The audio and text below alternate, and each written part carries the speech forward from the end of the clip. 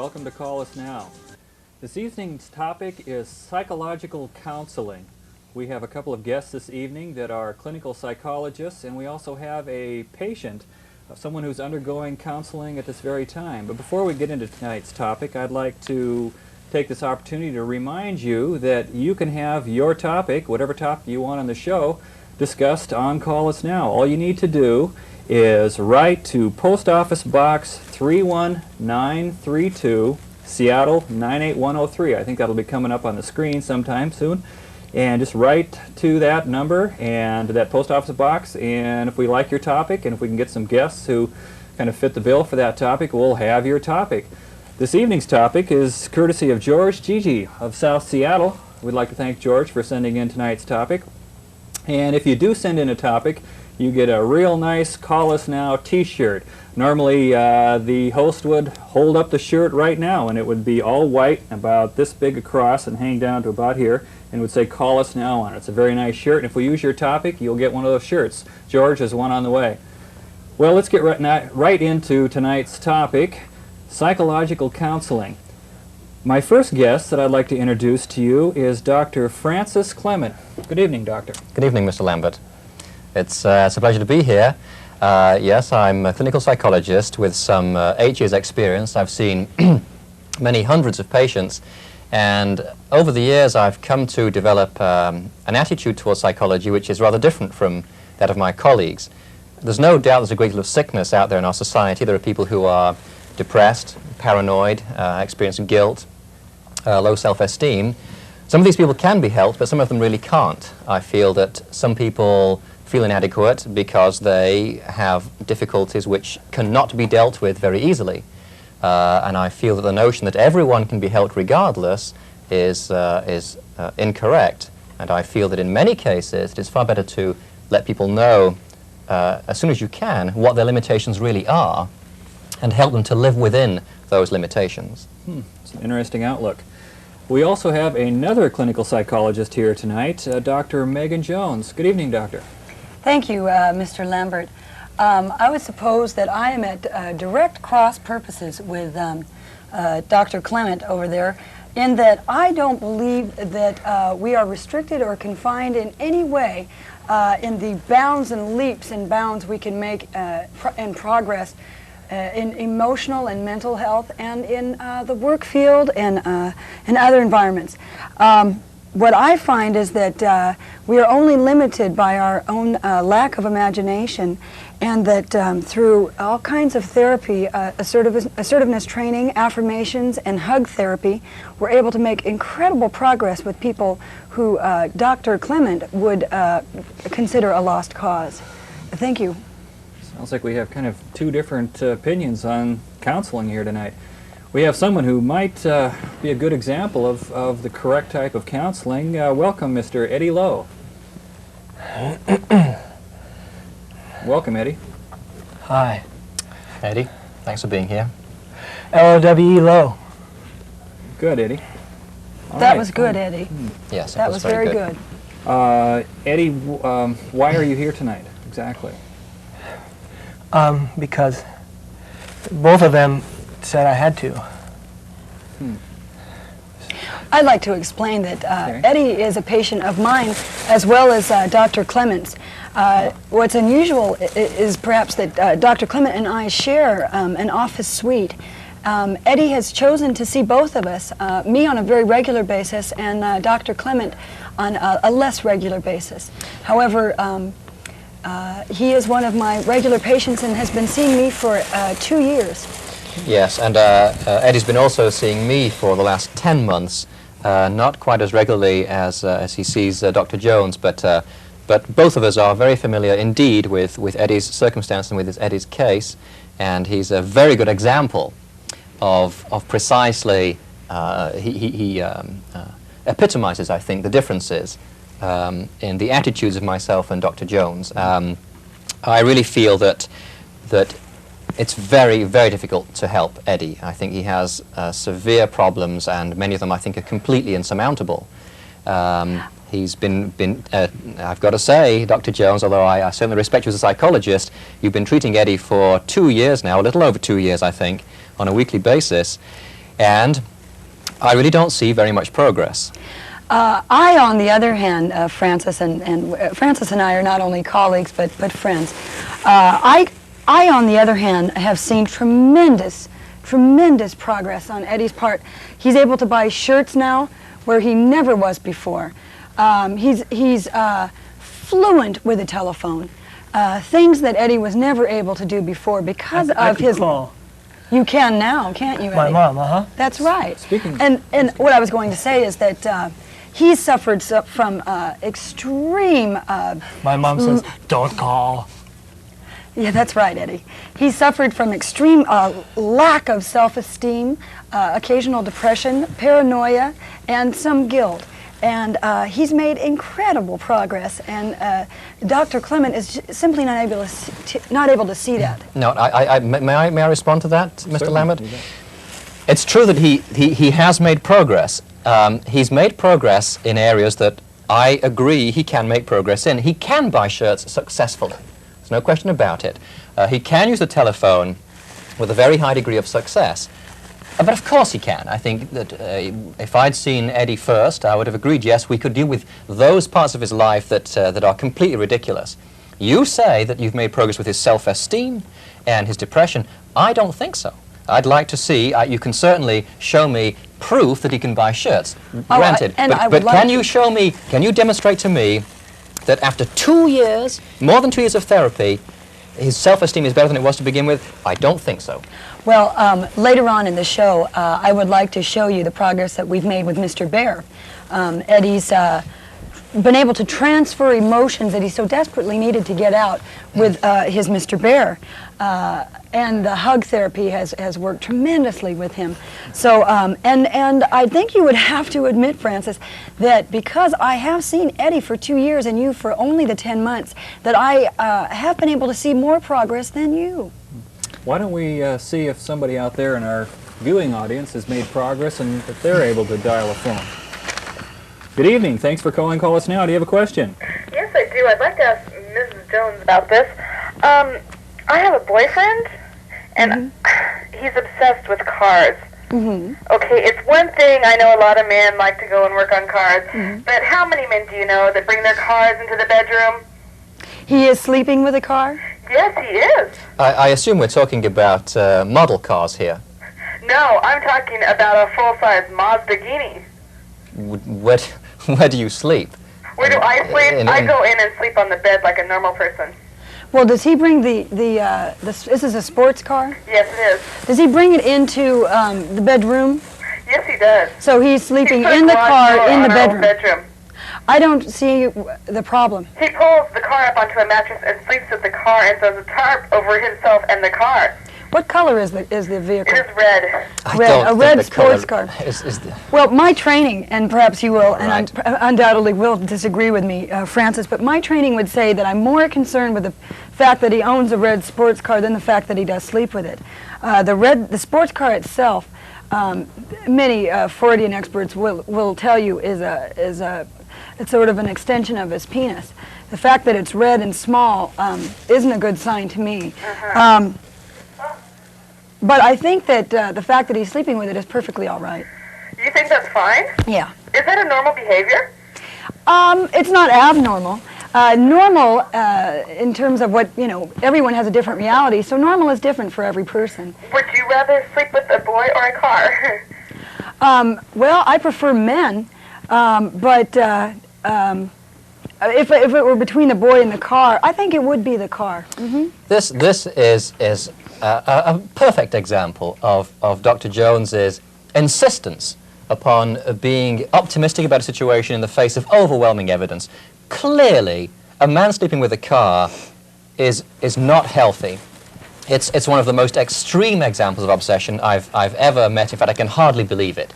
To modify a bedroom and drive into a car and sleep with a tarpaulin over it and you is ridiculous, and you know it, Dr. Jones. Well, but you are determined to look on the bright side and find some way to justify this. And I think that's very unhealthy. Are you mad? No, I'm not mad. I realize I'm talking. Are you mad? No, I'm not. I'm mad, Eddie. We disagree. We disagree, Eddie, but we're having a healthy conversation. And no, we're not angry. We're a little exasperated, perhaps, but no. But we're always that way with each other, Eddie. Let's see if our next caller maybe has a question that doesn't have to do with red sports cars. Hi, do you have a question for the panel tonight? Apparently not. Well, Eddie, I'd like to hear from you just what kind of progress you have made since the 2 years began. I mean, what do you feel you've gained from going to these two different psychologists? I could do things now. Right? Well, can I give you an example? Sure. Just to sort of jar Eddie's memory. Eddie has had a problem communicating with his boss at work. Why don't you tell them about your job first? Oh, yeah. Right. I work and he works for an airline, and his job is to sweep out the airplanes, vacuum them. Yeah. Right. His foreman on the job has been often... just 3 passes, Eddie. Right. His foreman on the job has been quite almost brutal, sort of cruel in his treatment of Eddie. So Eddie has learned through sessions with me how to work on the, what we call it is the when you do this thing, it makes me feel this way therapy. And we use Mr. Bear. So he's able to tell Mr. Bear what he feels as if it were his boss. And then eventually what the patient does is goes to the person that they're having the problem with and confronts them and communicates their problem. Eddie, why don't you tell Mr. Bear is your boss, tell him say, when you do this thing, it makes me feel this way, and tell him what it makes you feel. When Bear calls me a geek, I feel bad. That's very good. But what you want to do is you want to tell Mr. Bear. So when you, Mr. Bear, when you call Mr. me Bear. a geek, he also called you what? He called you a bonehead, didn't he? Uh-huh. He called you dickless, didn't he? Uh-huh. And so you tell him how you feel. Don't! No, you do it the way we worked on that, Eddie. When you say bad things, then I have to come see you guys. Because I feel bad. That's good, Eddie. That's good. I don't mean to insult you, Eddie, but doctors, is he dangerous at all? No, not at all. No. No, not at all. I've got to say, it surely is obvious to everyone out there that Eddie is a very difficult case. We certainly sympathize with this person, but it must be obvious that he doesn't have a great deal going for him. He isn't very smart, he doesn't have good social skills, he doesn't have a particularly exciting job, he doesn't have friends, he doesn't have women friends. And what have you done about this? I mean, it's all very well to do things like your hug therapy and to have him say things to a bear and to teach him to say things by rote, but he still doesn't have any friends. What's the question then? The question is, how do you justify the enormous amount of time that Eddie spends with you and the enormous amount of money he pays? My feeling is that there are certain people who are just hopeless, who are just complete losers. I mean, it's a very harsh thing to say, but that's the way it is. There are people who can't do anything. Whatever they do is just ridiculous. They don't know how to deal with people. They don't know how to deal with life. And they never will. And for you to say to these people, with help and with patience, we can help you. We can make you into a concert pianist. We can make you into a test pilot, is absurd. You're giving them false expectations. You're not being honest with these people. And you're only going to make them more unhappy. I think that you are contributing to Eddie's unhappiness. Well, you know, Francis, anyone who is faced with a person telling him, no, no, no, you can't do this thing, will tend to believe it. But when you tell yourself, yes, yes, yes, I can do this thing, eventually you'll be able to do it, and that's what I've always believed. And that is the basis, the very fundamental underlying basis of my practice. Supposing a 3-foot midget came to you and said, I want to be a sumo wrestler. All right. Now, are you going to sit there and tell me that that person can become a 3-foot sumo wrestler? I will. I will say that to you right now. This person might not be able to wrestle with other big, huge Japanese fat sumo wrestler men, but he might be able to meet other midgets involved or interested in the same thing and create his own sumo wrestling reality. All right. Let me ask you this. Supposing someone came to you and said, I'd like to fly. Not with an airplane. Suppose I'd just like to flap my wings and fly. Supposing somebody said to you, supposing a man came to you and said, Dr. Jones, I'd like to have a baby. Are you going to say that a man can have a baby if he believes he can? I say to you that you're probably basing this sort of question on the fact that no men have had babies yet. Yes. My answer to you is that perhaps they just never thought about it hard enough. Dr. Jones, I can hardly believe that you're really taking this position. It's not just a matter of a man never having Perhaps done it before. if men tried a little harder, if they really thought about Dr. Jones, it. we don't have the plumbing. Why don't we see what kind of plumbing our next caller has? Yes. Hi, do you have a question for our doctors? Yeah, I have more of a comment also.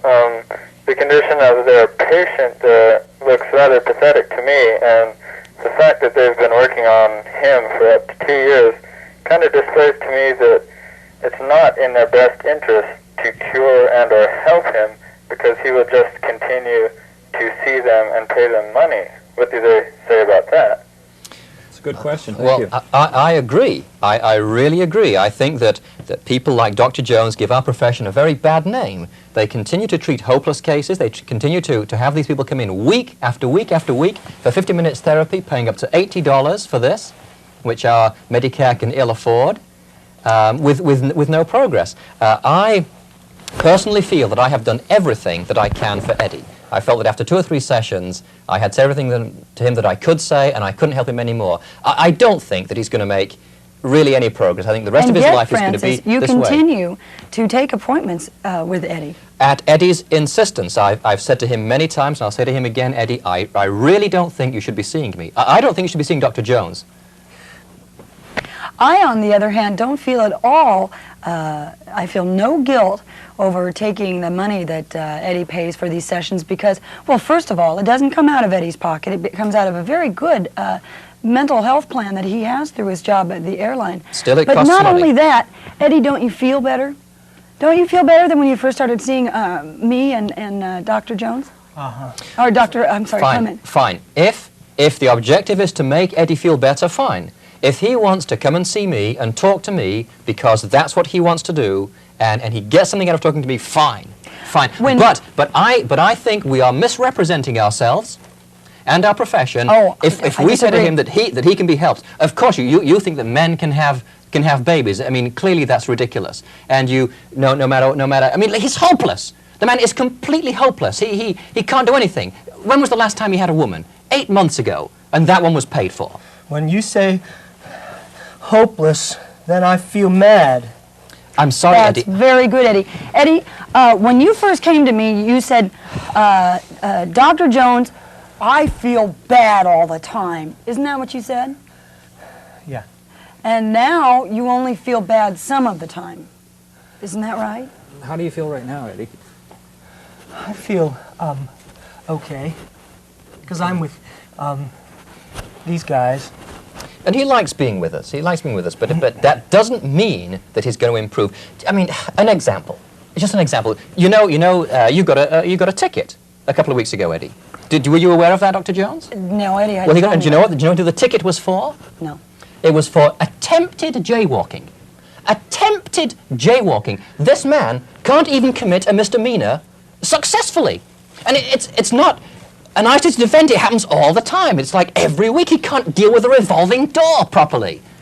And when you say, yes, he can buy shirts, well, wonderful, but he's got a long way to go. I say, Francis, to just sort of turn this upside down and around, is that he has tried to commit a misdemeanor. He's made an attempt at committing a misdemeanor, and someday he could work his way up to larger crimes. If this is an example of the shirts that Eddie is capable of buying, it looks like maybe you've got a little more work ahead of you, Doctor. Well, yes, let's take another call here.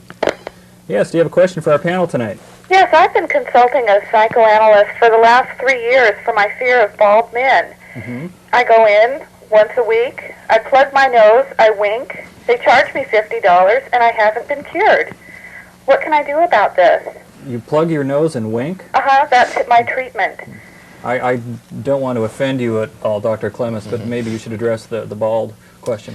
I'd be very happy to. I think that I'm uniquely suited to see both sides of this issue. Speaking as a psychologist, and speaking as one who takes the profession seriously, I think you're being taken for a ride.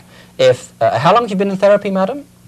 Have we lost her? I think we have. I'm sorry. Well, I don't know how long you've been in therapy, but the therapy you're receiving sounds ridiculous. I don't really quite see That's Dr. Carl's. It's his new Oh, therapy. yes. Dr. That's Carl's. Well, my advice would be to drop that therapy. I really, speaking as a balding, I prefer to use the present continuous, balding man, I really don't see what the problem is. I can assure you we're all quite harmless. Well, let's see if we have a bald person on the line. Yes, do you have a question for the panel tonight?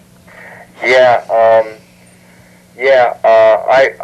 I've been seeing a woman psychoanalyst for Excuse me, what exactly is a psychoanalyst? psychoanalyst. Oh, sorry. Psychoanalyst. Thank you. And well, the thing is that she's been making passes at me, Mm-hmm. and I just don't know what to do because, What's that mean? like, I'm afraid of women, you see, I told you what a pass that are more dominant than me. You know, I just don't know what to do. I just kind of climb up and. Perhaps I'd like to ask you, couldn't it be that the gestures that she is making towards you are simply affectionate gestures? Yeah, but doesn't that break the code of professionalism? I Well, mean, is like this if she grabs my crotch or something? Is that actually what's happening? Yeah.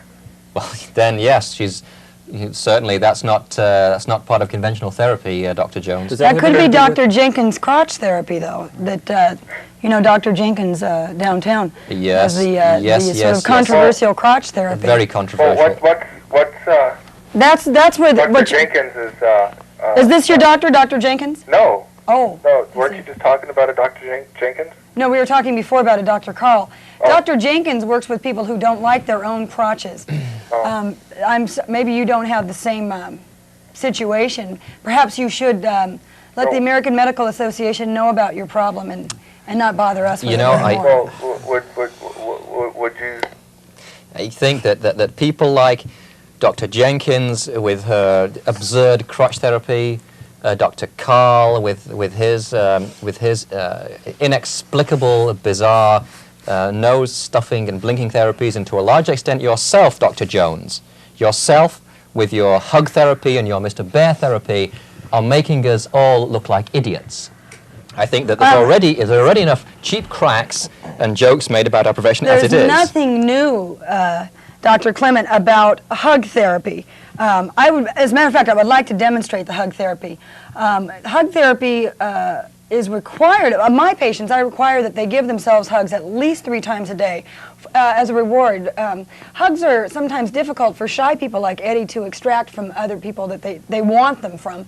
So I maintain that they should get them from themselves, give themselves hugs. Eddie, why don't you show the people out there in the television audience when you do something good, how you give yourself a hug. First of all, tell them something that you might reward yourself with a hug for. If I don't spill. Right.